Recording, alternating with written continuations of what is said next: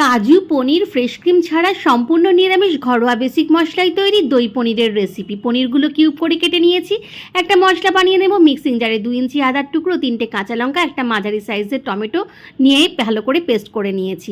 পনিরগুলোতে হলুদ লঙ্কা নুন মাখিয়ে একটুখানি ভেজিটেবিল অয়েলে লাল লাল করে ভেজে তুলে রাখবো। গরম জলে নুন দিয়ে রাখা একটা পাত্রে রেখেছি, তার মধ্যে পনিরগুলো ভেজে তুলে রাখবো। চলে যাব মূল রান্নায়।